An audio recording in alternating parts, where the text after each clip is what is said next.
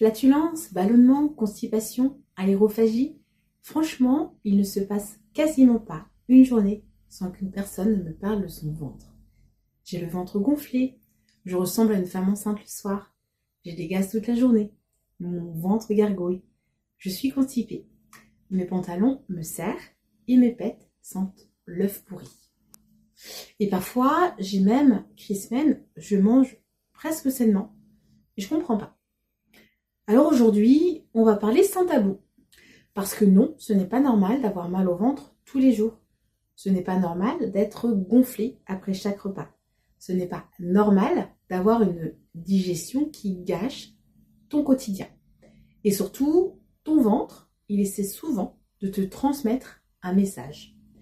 Donc dans cette vidéo, je vais t'expliquer pourquoi ton ventre, il gonfle. Donc ce qui provoque les gaz et les ballonnements, le rôle du microbiote, les erreurs alimentaires fréquentes, les liens entre stress et digestion, et surtout, comment retrouver un ventre plus léger naturellement. Et reste bien jusqu'à la fin parce que je vais aussi te partager ma routine 7 jours pour restaurer ton microbiote. Des boissons anti-ballonnement, des solutions simples et réalistes pour soulager ton ventre au quotidien. Alors avant d'aller plus loin, abonne-toi à la chaîne, commente les contenus qui te plaisent et partage à ton entourage. Ce qui va me permettre d'adapter mes contenus à tes besoins et ainsi d'aider plus de personnes intéressées par ce sujet. Moi, je te remercie d'avance pour ton soutien. Alors, qu'est-ce que cherche à dire ton ventre quand justement le ventre, il gonfle? Ce n'est pas juste esthétique. Le corps, il parle. Et souvent, derrière les ballonnements, les flatulences, la constipation, l'aérophagie, les brûlures, les lourdeurs digestives, il y a un déséquilibre digestif qui est global. Les ballonnements, c'est quoi? C'est une accumulation excessive de gaz dans les intestins.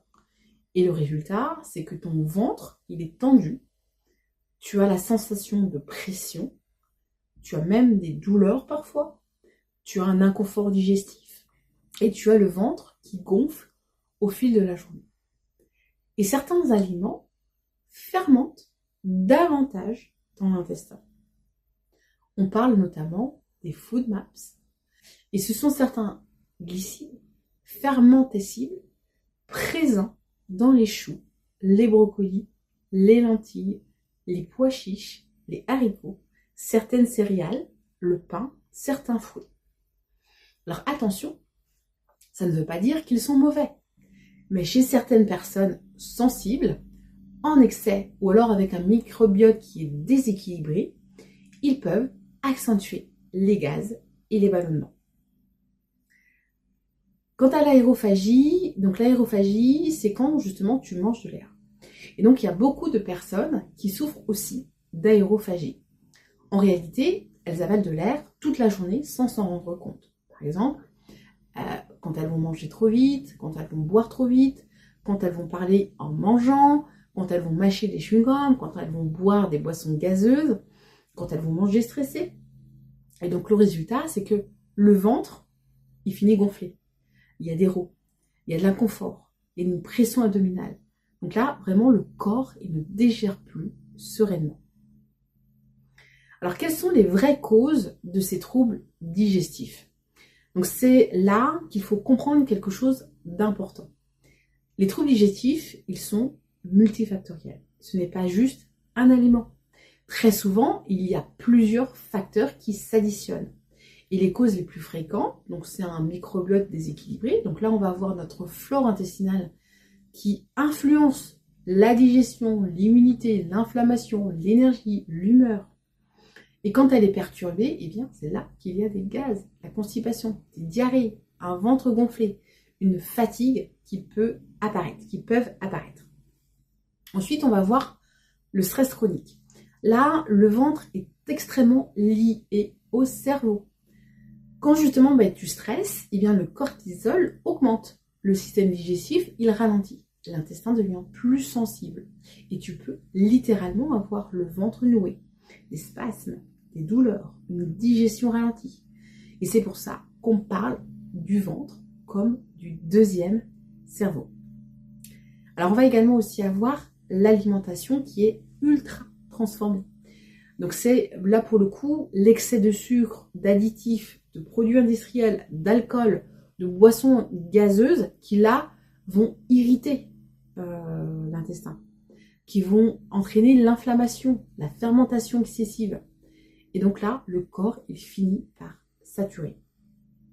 On va également avoir les antibiotiques et les médicaments. Donc là, les antibiotiques, ils peuvent perturber la flore intestinale. Et certains médicaments aussi. Et derrière, eh bien, qu'est-ce qui se passe? C'est que la digestion, elle est perturbée. Le transit, il est irrégulier. Et on a cette sensibilité digestive. Avec tout ça, on va également avoir le manque de sommeil et le grignotage constant. Donc là, le corps, il a besoin de repos digestif. Mais aujourd'hui, il y a beaucoup de personnes qui grignotent toute la journée, qui mangent tard, qui dorment peu.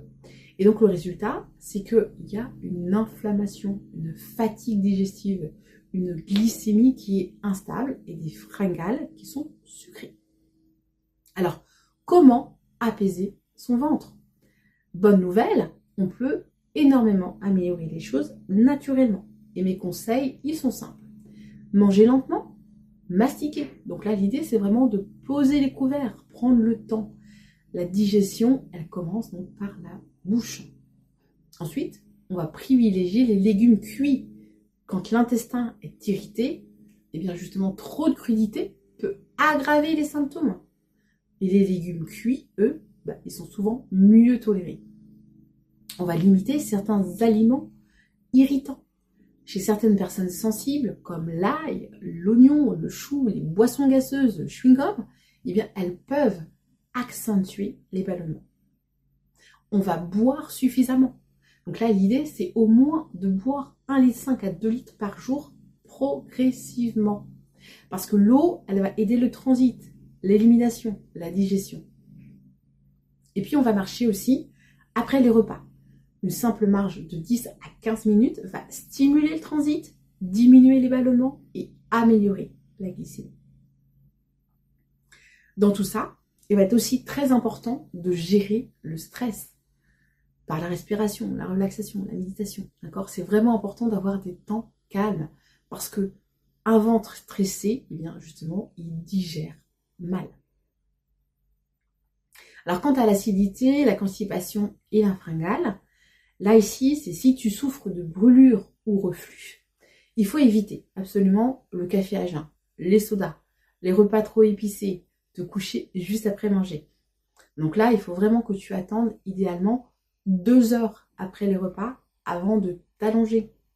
Certaines personnes, elles vont aussi apprécier l'aloe vera, la camomille, la mélisse.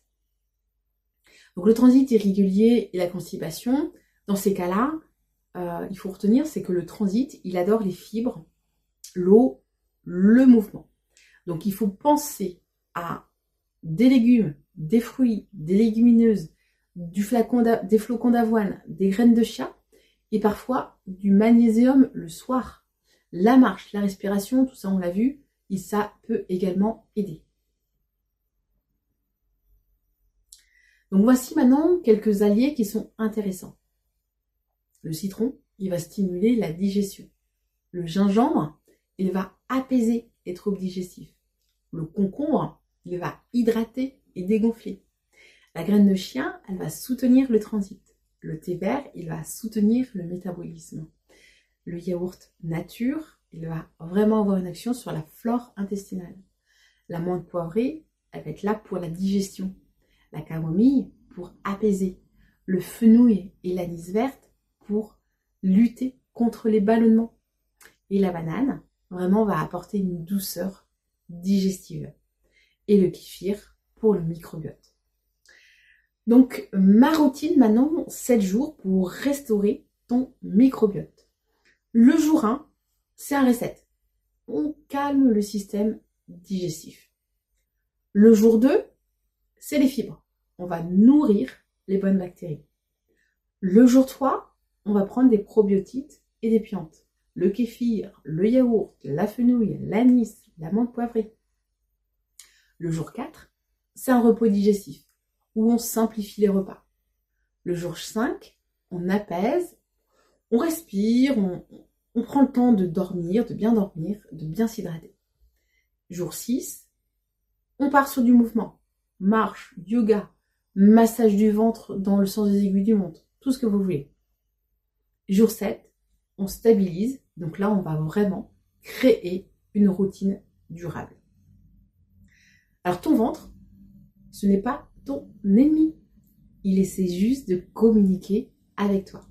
Alors au lieu de vouloir faire taire les symptômes, apprends à écouter ton corps. Parce qu'un ventre apaisé, c'est plus d'énergie, une meilleure digestion, c'est moins d'inflammation, moins de fringales, un corps plus léger et souvent une silhouette qui change naturellement. Alors moi je m'appelle Chris Men et je suis consultante bien-être et nutrition.